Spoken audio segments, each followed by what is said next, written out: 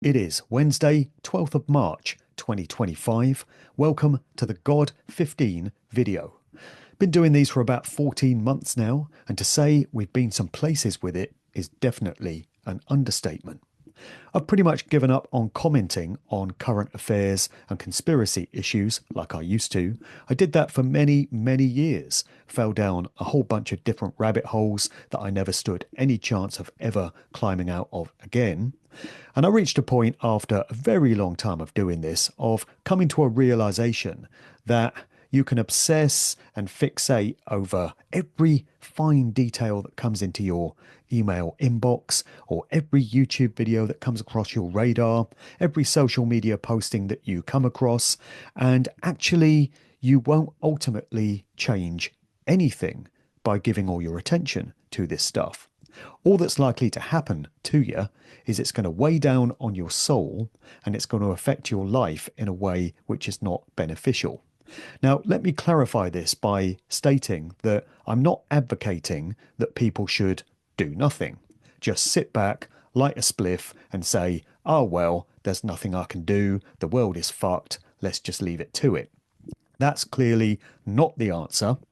We can look around us, and all the evidence shows us that suffering and hardship is everywhere, but we can at least seek to minimize that suffering and to reduce the amount of harm that we ourselves cause through our behaviors. Ultimately, we are not going to fix the problems in this realm because they can't be fixed. We are living in a state of existence whereby suffering, hardship, and everything that comes with it has been built into the very fabric of this reality, the very core code construct of it.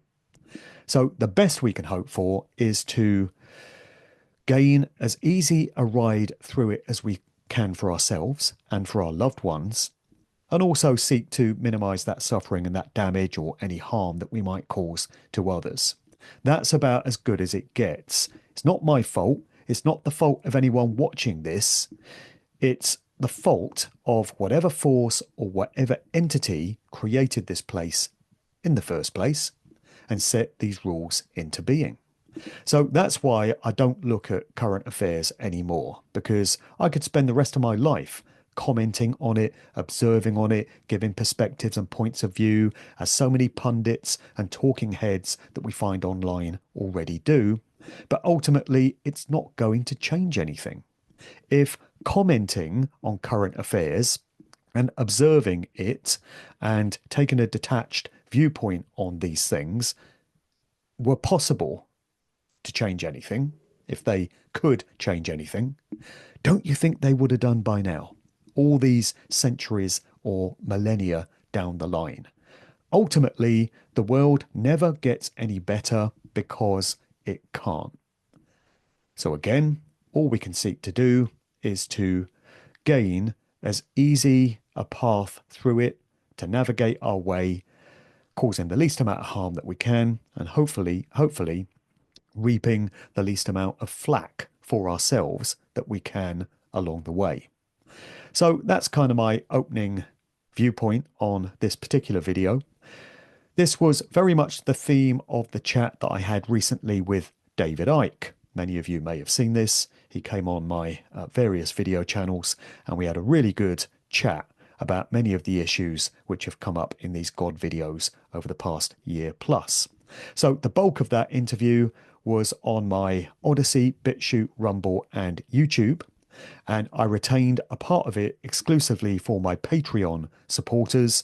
So there was a chunk of it there which just went out to my Patreons. I managed to get about 4 questions in to David, which is pretty good, over the course of an hour. Pretty good to be able to manage 4 questions. Very full responses. So if you've not viewed that video yet, you might find it of interest to take a listen to the way he responded to these all-important questions. I also just want to mention an upcoming chat which I've got next month, April, on the Nagwell Zone podcast.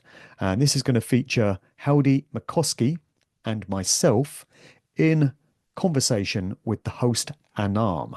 It's going to be a 3-way chat talking about so many of these important subjects. And Howdy is a great thinker, an awesome mind when it comes to exploring these topics. So people might want to listen out for that chat, which will be posted on my platforms in April, just as soon as it's available. Another interesting conversation is going to be one that I'm having this week with Richard Belducci, who is an awesome investigator into the world of the occult and esoteric subjects. He's got a razor sharp mind, which goes to some very unexpected places. He examines symbolism, numerology, and all kinds of other stuff as well. So this is a conversation which I'm going to be putting out on my Patreon, again, for my Patreon supporters over there. And I'm going to be putting a number of incisive questions to Richard and getting that mind of his working overtime to give his views on things. So if anyone does want to support me over on my Patreon, you can do that. The links are in the notes below. Of course, the bulk of what I put out entirely for free. I just ask for a bit of support for some exclusive content that I put out on the Patreon. And obviously that's an individual choice that anyone can make as to whether they choose to support me over there or not. If they do, the option is available. So for the rest of this video, I want to make it a mailbag function, effectively. The virtual mailbag is feedback, correspondence that I've received in response to the previous videos.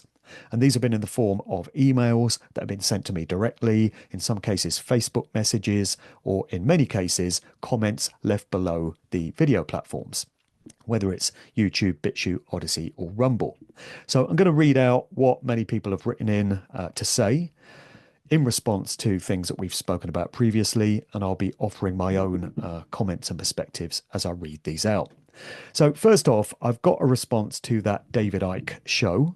And this person has written in to say, excellent conversation. David is a true legend. One question stays unanswered, though.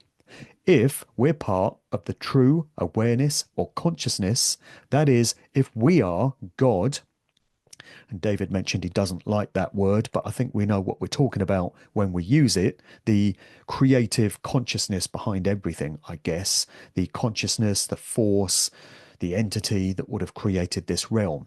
So if we are expressions of this force, this God entity ourselves, then how could we have been trapped into this shithole copy of prime reality, which is what he spoke about in the show, in the first place? How is it possible that true divine consciousness divided itself into all these parts, including some really evil and malevolent parts that created a bad copy of what was there before and started exploiting us? This still doesn't make any sense to me. Or, as you put it, Mark, where was God when this mess was created, and how was it allowed? David did not give a precise answer to that either. How was our perception entrapped? There might be a conclusion which is just too horrible to imagine. And that's the thing about this video series. We go places that many other hosts and broadcasters don't, because we just want answers, right? So if you want answers, you have to ask questions. And sometimes the questions can be quite unsettling and uncomfortable. But you either want the answers, you want the truth, or you don't. So what if there is nothing other than this? And there's no way out because there's nowhere else to go. It's a thought so unimaginably bleak that I do not want to get any deeper. Yeah, I feel you on that.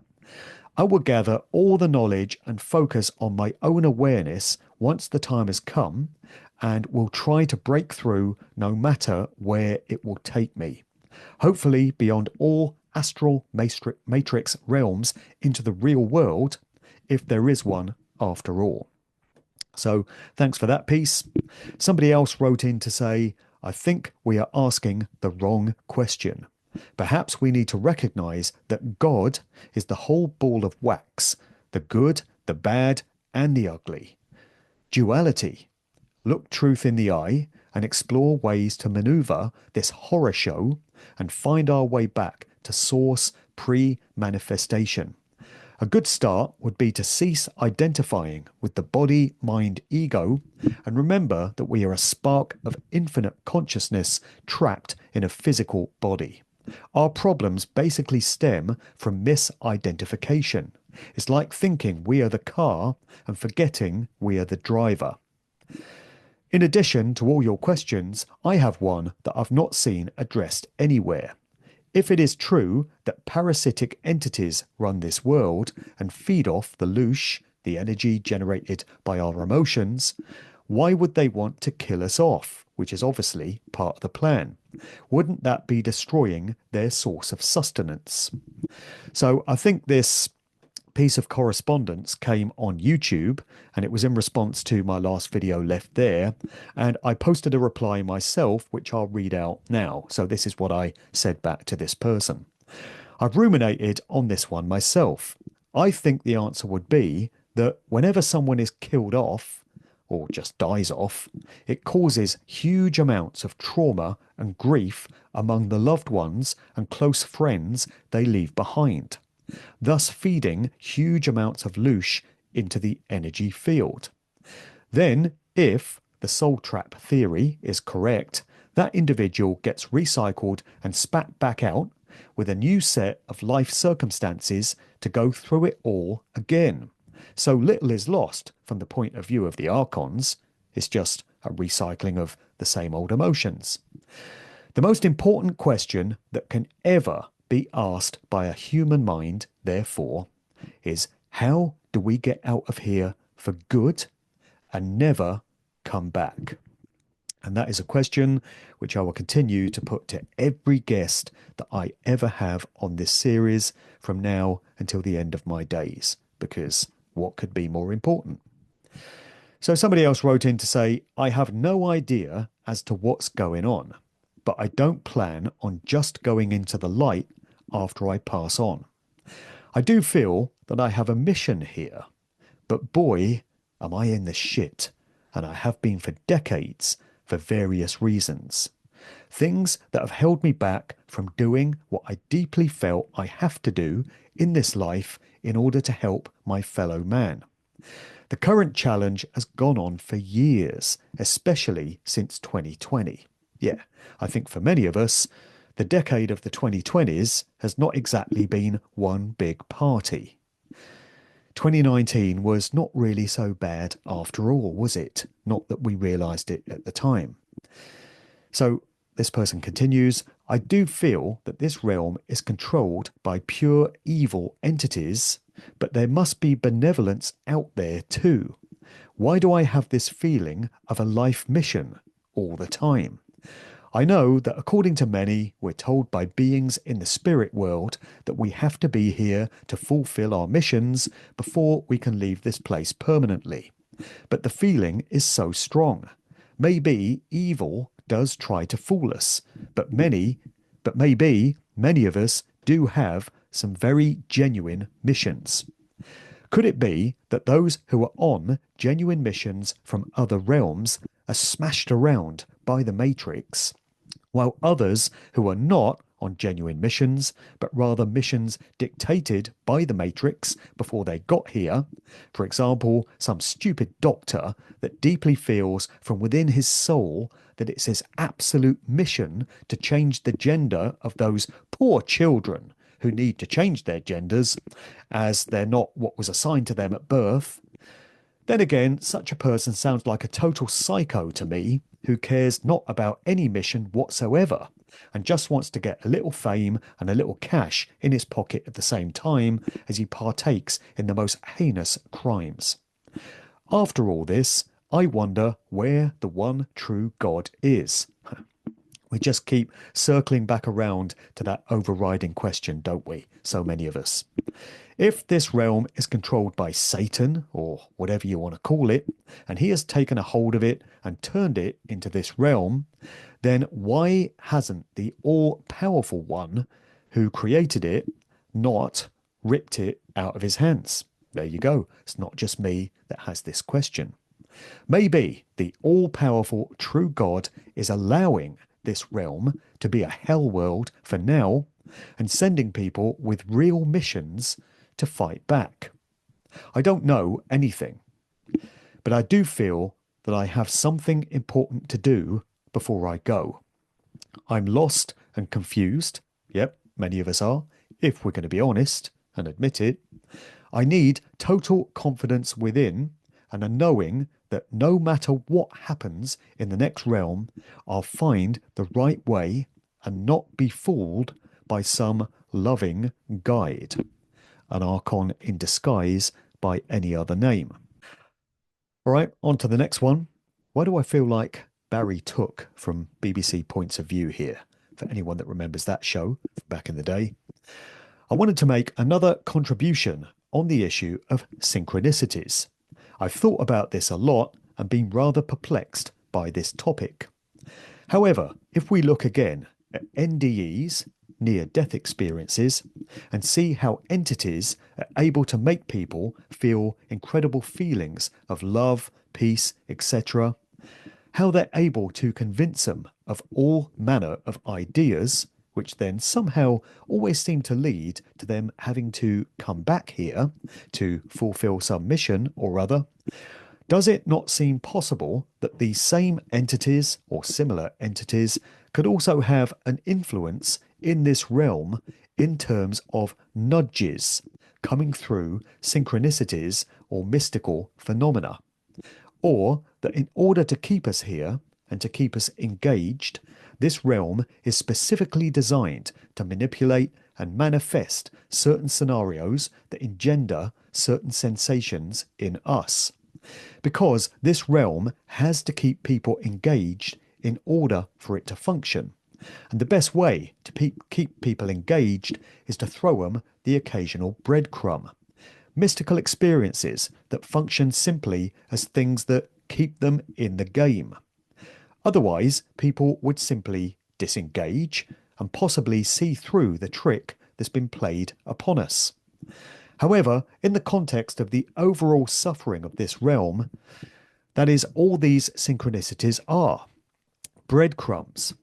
Also, whenever people describe them, it seems like it's the odd thing here and there, kind of trivial, nothing that significantly changes anything. Many people think that these synchronicities are the result of help from some spiritual entity. But these entities like Jesus, Buddha, Krishna, etc., have been around for thousands of years, and what actual, tangible, visceral good have they done for humanity? Or have they simply been a way of keeping people in the game? Nothing has ever changed. Humanity is as enslaved as it's ever been and is suffering accordingly. We surely have to ask the question, therefore, why in this system would any entity, force, or synchronicity have our best interests at heart? And the observation there about how nothing has ever really changed, humanity's as enslaved as it's ever been, pretty much goes back to my opening observation in this video, that we can obsess over the fine detail of all these current affairs and these conspiracies and the latest thing that's come along and is occupying the thoughts of truth seekers. But no matter how much time we spend on it, and how much we might try to expose it and raise awareness of it through videos and through podcasts or books or live talks or documentary films or whatever it may be. You know, this has been going on for years. How many researchers have tried to alert the masses to the plight of humanity at the hands of the psychopathic, satanic, elite ruling class? And where's it really got us all these years down the line? Early on in 2025, are we really any better off than we ever were before? Or are we worse off? Or is the situation just continuous and perpetual and nothing ever really shifts? Because despite all the efforts and all the energy and all the time and the resources that have been expended by so many well-meaning people, good souls that just want to help others, what ultimate change has it led to in society generally? It's a rhetorical question to a very large part, And it just goes back to this observation that this place can't ultimately be changed. It's been set up as some kind of virtual reality, AI, computer system construct running on code, similar to how a piece of software or a computer game does. And from that perspective, from that point of view, it's running brilliantly. It's running ultra efficiently. It doesn't even need any moderators to oversee it to make sure it continues to do what it's supposed to do, because the AI coding is taking care of that. It's an automated system. It runs itself, and it runs itself brilliantly. And it doesn't really matter how many of us rise up and think we're going to change the world and think we're going to affect the consciousness of humanity to the degree that it's going to significantly change the way things play out and manifest, and the experience reality that we all get to experience for ourselves. Doesn't matter how much we generate effort in that direction, we're never really going to make any serious headway because of the way this place is set up. Again, that can sound very pessimistic, it can sound very nihilistic, and I would refer people back to my earlier comment about how we should indeed try and help others as far as we can and minimize suffering and all of this. But we have to ultimately accept that we're not going to change this place from a dystopia into a utopia. We're not going to change it from hell to heaven overnight, because no matter how many of us get behind an effort of that nature, it just can't be done. And I think a lot of people are starting to feel that way about things. All right, so the next one is a contribution on the subject of karma. And this is a subject area that I used to be heavily invested in myself. I used to have a lot of personal attachment to the idea of karma, cause and effect, consequentialism, natural law, the idea that what you put out, you get back, you reap what you sow. The idea that if you're an evildoer and you align your thoughts, emotions, and actions with things that are going to detrimentally affect others and cause suffering and take away their rights, then you're going to reap appropriate consequences for your actions. Similarly, if you spend your life devoting yourself to good works that are going to try and uplift and assist others, you're going to reap for yourself appropriate consequences for your benevolent intentions. I've come to realize that it doesn't actually work that way. This reality has not been constructed to facilitate that type of situation. This will be clear to many by now.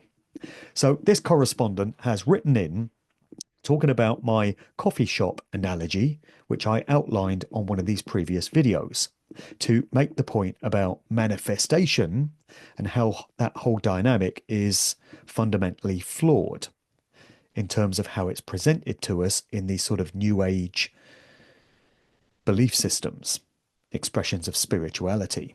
So this person has said, your coffee shop analogy for exposing the law of attraction is the best one out there.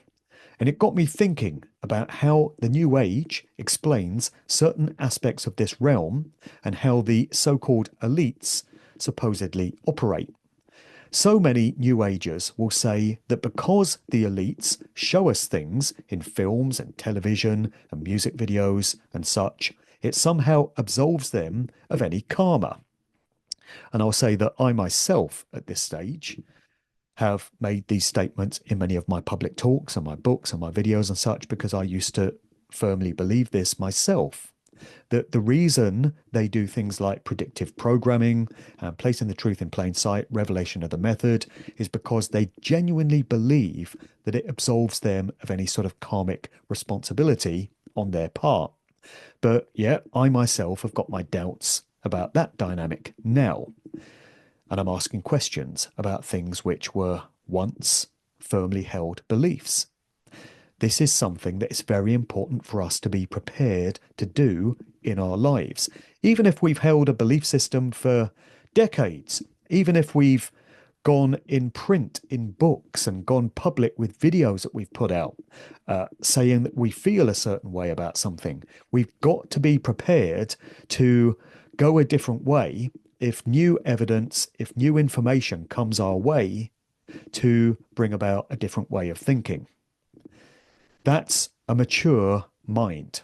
That's the mind of a genuine seeker who really does want the answers, to the point that they're even prepared to turn their back on things that used to mean so much to them and that they've made a public name for themselves putting out there. So, that's where I'm at with this. Let's get back to this letter. Let's just think about this for a minute. Are we really supposed to believe that a benevolent, all-powerful, all-seeing God cannot punish the elites because every so often they put an often extremely opaque reference to what they're doing in popular media? The idea that God, the God consciousness, the creator, is not particularly bright and is easily duped, and these fuckers can pull one over on the supreme most high creator by putting a little reference in a music video or a Simpsons cartoon or something.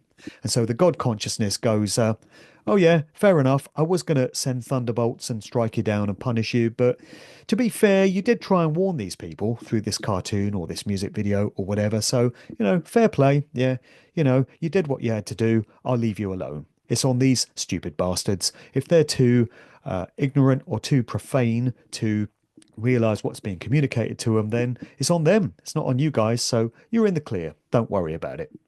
Right. Okay. Doesn't seem very likely, does it? And it doesn't say much about the intelligence quota of any such God.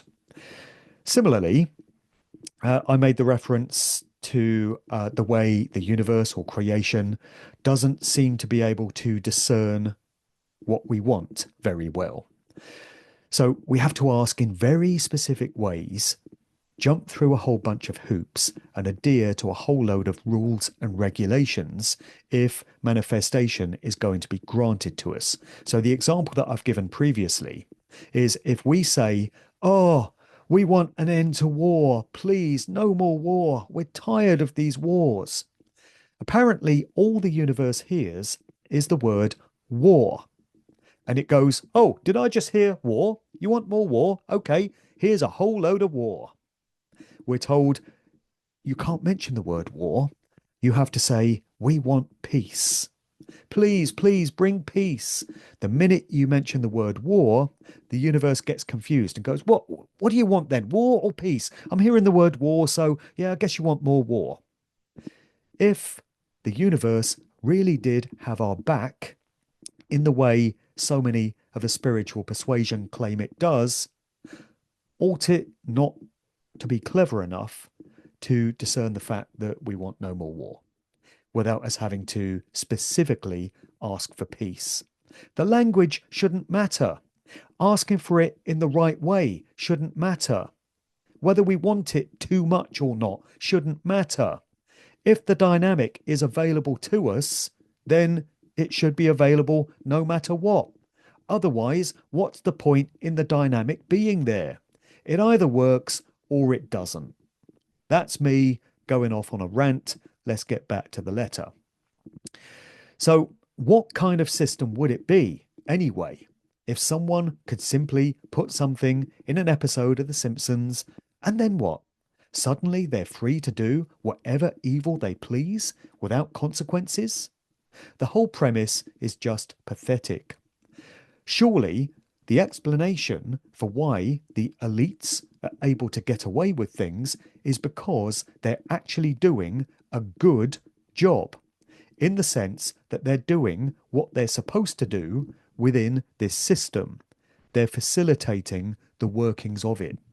The elites are effectively the lifers in this prison, helping the owners of the prison to ensure everything runs as it should. If we wanted to talk about karmic punishment as a concept, it would surely apply to people trying to do good. This is a point I've made throughout this series, that everything is back to front and upside down in terms of the way we think of it. We imagine that good deeds reap good consequences, but actually in this realm, it's the opposite. If you try and do good, if you try and be helpful, if you try and be beneficent, you will reap bad karma as a result. On the other hand, if you try and do evil, and you try and bring about the downfall and the enslavement of your fellow humanity and other living sentient beings, you'll do just fine. The universe will have your back and it will help you along your way because you're doing what this realm, this construct, wants done. You're facilitating the workings of it. That's what this system is set up for. The next piece is a quote. I'm going to read this quote. It's going to make a point, and at the end of it, I tell you who wrote it. So, anyone who thinks of Satan as evil should consider all the men, women, children, and animals who have died because it was God's will. Certainly, a person grieving the untimely loss of a loved one would much rather have their loved one with them than in God's hands. But instead, they are unctuously consoled by their clergyman who says, "It was God's will, my dear," or "He's in God's hands now, my son." Such phrases have been a convenient way for religionists to condone or excuse the mercilessness of God. But if God is in complete control and as benign as he's supposed to be, why does he allow these things to happen? Too long have religionists been falling back on their Bibles and their rule books to prove or disprove, justify, condemn, or interpret. Do you want to have a guess who made those comments? Who those quotes come from? It was Anton LaVey, the high priest and founder of the Church of Satan and the author of the Satanic Bible. Now, this does not mean that I've become a Satanist, despite what some will undoubtedly claim. I'm definitely not nailing my colours to that mast. Let me be very clear about this. It's also not me advocating the writings of LaVey generally, or his stance on things. I use these quotes to make the point and to show what a surprising source they came from. And it's a good example of being able to take something that an individual has said and separate it from the character and probably the motives of that individual. So you can take the quote, take the point in isolation and accept it for the potency that it carries and the great points that it's making without necessarily taking the same approach to everything else that individual has said. So I think it is worth throwing that into the mix. It's some food for thought, and it's an insight into the way that Satanists, not me, think and see the world. And to a certain extent, I can comprehend why they have come to these conclusions. We'll leave that one there. Have I pissed off enough of a religious persuasion? Probably. Next one. God gave free will to all, both those that chose good and those that chose evil. God feels the suffering of the people, and especially the children, but does not intervene, as this would go against God's word, which would make God a liar. Yes, that is too tough for you or I. If we were in God's position, we would react and interfere. And that is why, for one of millions of reasons, we are not God. We evolve and improve faster when life is harder on us. If everything here was just fine, then what would be the point of being in this limited physical period when there is so much more beyond this short life? Yes, if I could remove all the evil and evil ones, I would do it immediately. That is why I'm below and not above, says this person. Not necessarily a stance that I personally agree with, but I'm airing it anyway, lest I be accused of only looking at the argument from one particular perspective. So I've added that into the mix so that people can make up their own minds as to the points being raised in it. And the final one that I'll read out now, this individual writes, I've known that something is well off with this reality for a long time now. Like, I don't fit in here. However, since being in my 40s, I realized that God is an inwardly thing, not external. I truly believe God, whoever it may be, comes from all of us being in service to others, helping each other. So we've kind of gone full circle in this video because right at the start, I made the point that we definitely shouldn't give up on doing all we can to help others and trying to make this world a better place. Even if we accept that ultimately we're never going to fix it, we can make it a little bit better than it would have been otherwise and make a little bit more of a difference than would have been the case had we never incarnated here and decided to apply our consciousness in that way. It's the best any of us can hope for, I feel. So back to this letter. I think once we break free from the consciousness prison and ascend to higher levels of understanding and being, we will be reaching a more godly type of existence with each other. And this is what this non-human force, we can call it the demiurge, the archons, Satan, whatever name you want to put on it, is terrified of us doing, because it shatters their matrix forever. As far as trying to cope with being here, I find just ripping the piss and laughing my way through this utter horror show helps heaps.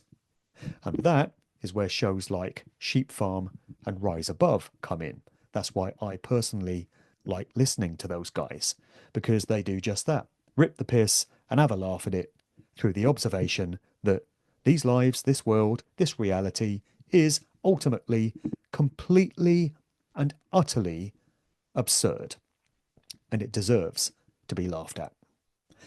So I'm going to leave things here for the God 15 video. Feedback is welcomed. Should I have said that? Dare I invite responses? Yeah, fuck it. Let's see what people have to say about the points raised in this one. You can leave comments below the various video platforms. You can drop me an email if you choose. You can get at me on Facebook if we're connected on there. And let's see what we've got lined up ready for God 16 when I drop that one. So watch out for the conversation between myself, Heldy McCoskey, and Anan coming next month, April. That'll be posted on my various platforms. The conversation with Richard Belducci will be going on my Patreon. And again, there's details of how you can support me on that platform if you choose to in the notes below. Other than that, everything else is at djmarkdevlin.com. Just to mention that my new book is very, very close to dropping. I expect to have copies in about 10 days' time from when I'm recording this video. It's called No One's Dad's a Plumber.